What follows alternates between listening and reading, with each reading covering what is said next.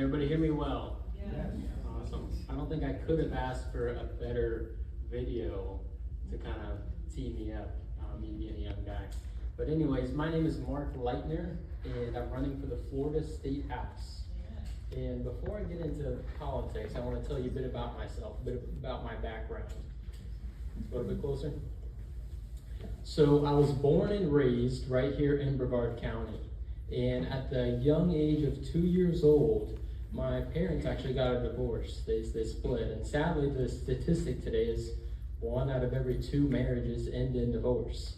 And my parents happen to be a part of that statistic. And the reason that my parents got divorced is because my father has always, really his entire life, struggled with drug and alcohol addiction. I'm sure many of us can relate to people that have struggled with that. But throughout his struggle with drugs and alcohol, he entered a Christian rehabilitation center. And he actually went to this center and graduated from this center 3 different times in my childhood.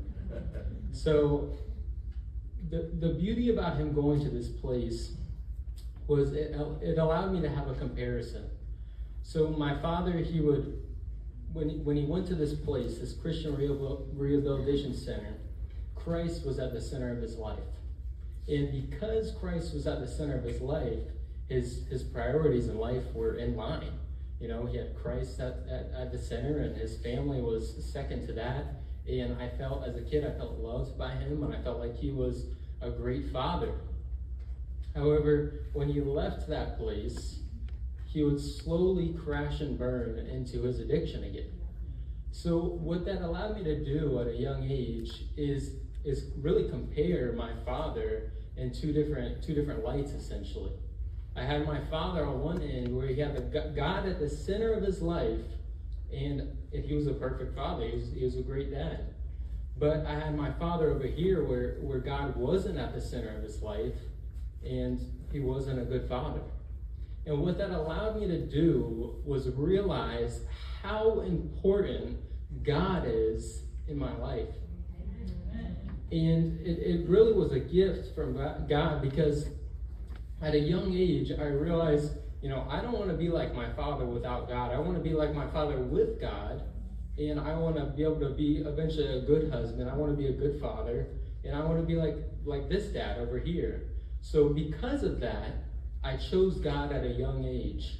And because I chose God at a young age, it led to somewhat of a lonely youth, somewhat of a lonely childhood, because I chose to be set apart, essentially. I've never drank, I've never smoked, I've never done drugs. And because of those things, when you're a kid, and if you're trying to fit in, you're typically doing some of those things. So I was not interested in fitting in. I was interested in God and really pursuing God. So that created somewhat of a lonely childhood, but in the terms of friends, I really had a close relationship with a lot of my family, a lot of my grandparents growing up. But God, through that, he built something, and he built my character, and he built my integrity. He built what it means and the value of saying no to certain things that are maybe short-term, enticing things in the moment, because you really want to say yes to God and what he wants for you in the long term. And that's what I did as a young age. And because I did that, he gave me a gift. I graduated from Bureau High School, and on the second day of college, I met my first ever girlfriend. And I knew right away when I met her. I think it was like a week into it, and I think I was already like fumbling over the words "I love you" a weekend. I kind of scared her off for a second. But we're happily married now. We've been married for 5 years. We were both 20 years old when we got married, so we couldn't even drink at our wedding. Made for a good time, even though I don't drink. But so he gave me this gift, and right after I got married, I knew when it came time to starting a family and starting my career, that I wanted to do it right here in Brevard County, because this is where I was born and raised, and this is the county in the area that I love, and this is where I want to raise my kids. So we now have a 2.5-year-old daughter, and we have an 8-month-old son. He's actually Mark the 4th, I'm Mark the 3rd, so we're continuing that trend. and God has really been blessing us. And my 9 to 5, my career, is I sell these things called transporters. They're these great big machines that move the rockets out at the Cape. They move ships in the Navy shipyards. So that's my 9 to 5. That's what pays the bills. This doesn't pay the bills. But ever since having a kid, I'm sure most of us can relate on having a kid, it really changes you. It changes your perspective on life. It really makes you start to think about a lot of things that really you've never thought about. And the thing it made me start to think about is the future. And what am I doing to participate in their future? What am I doing to protect their future? And what am I doing to ensure that they have a prosperous future? Because prosperous futures don't happen by accident. They happen because people are brave enough and have the courage to stand up for what is right, and they have the integrity to see the right plans through. That's how prosperous futures happen. So I began to wonder, what can I do? What is God calling me to do? And I began to look into politics, and I began to look into the people that are representing us. And I didn't see the pillars that I want to see in my representatives. I didn't see the pillar of integrity. I didn't see the pillar of character. And I didn't see the pillar of courage for standing up for what is right. And I want to see that in the people that are representing me and my family. Because a lot of people ask me, Mark, what are the key issues that you're passionate about? What are the key things? And my response to them always is, of course I have a few key issues that I'm passionate about, but at the top of my list, the thing that I'm passionate about is having people of integrity represent us. Because anybody can have a list that is great, and we probably all have different lists, but if we don't have somebody of integrity representing us, it doesn't matter what is on your list, because they're going to go up there to Tallahassee in my case, and they're not going to represent us with integrity, and they're going to represent themselves, and they're going to represent special interests. Yeah. And that is what we see. That is what we see all the time. Throughout my whole entire childhood, I see the same 6 politicians playing a game of musical chairs and saying the same thing over and over again, and nothing changes. Yeah. And I don't want that for me, and I don't want that for my future. So these issues that I'm passionate about is at the top of my list, I guess, is people of integrity. But second on my list is affordability. Right now in Florida, we're facing an affordability crisis. Every generation is being squeezed right now. The younger generations like mine, we want to buy our first home. I haven't been able to buy my first home yet. And even the thought of buying my first home, it's really just a thought. I know it's going to be a while. Realistically, it's going to be a while.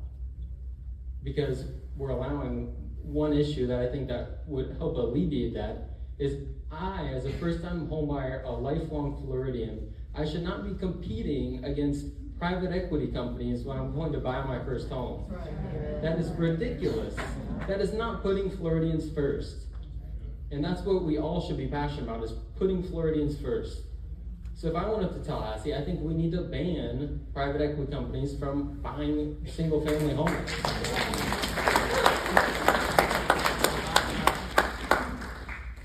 Another issue that I'm passionate about is we need to overcome fraud. Because fraud, and I'll give you an example. I actually received a text today, and this text said, "Hey Mark, I was on your street. I'm an insurance adjuster, and I recently looked at a roof that had some wind damage." And I'm thinking, okay, there's been like a thunderstorm in the past 3 months. But the problem is these companies are taking advantage of the laws that are in place right now and taking advantage of insurance companies, and we're all paying the price. So I'm sure we all know somebody that they had a little bit of wind damage, a little bit of hail damage, and all of a sudden their 5-year-old roof was just replaced with a brand new roof. Now, who do you think pays for that brand new roof? All of us. We're paying for the brand new roof, and that's unacceptable, because what that's doing is we've all felt the rise in cost of homeowners insurance. And that's a factor in our rising homeowners insurance. And that's another reason why my generation can't go buy a home. I mean, if you can't even quantify how much you're gonna pay in homeowners insurance, like if I just bought a home and hey, next year your homeowners insurance, it could double. I mean, how do you even budget that? I don't think that's even possible to start budgeting things if all of a sudden the costs are literally doubling year over year. That's ridiculous. And this is what I'm passionate about, is that we need to put Floridians first. And we need to put people in government that are gonna put Floridians first rather than themselves and rather than special interests. And what it takes is you all in this room. I mean, you guys are like the 0.0001% of Brevard. But it's amazing that you guys are in this room. It's amazing that there's even a room in Brevard right now that is interested in hearing from candidates and interested in hearing about the issues in Florida. But you guys are the ones that you can make a difference. And I'm saying this as a candidate, but it applies across the board. Candidates, especially grassroots candidates, they need your help. They really need your help.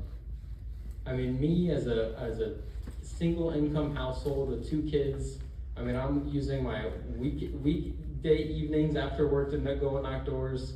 I use my Saturday today to go and knock doors. But I cannot do it alone. I really cannot do it alone, especially because I'm up against an incumbent. They're gonna spend hundreds of thousands of dollars. But what I know is I could outwork them, for a fact.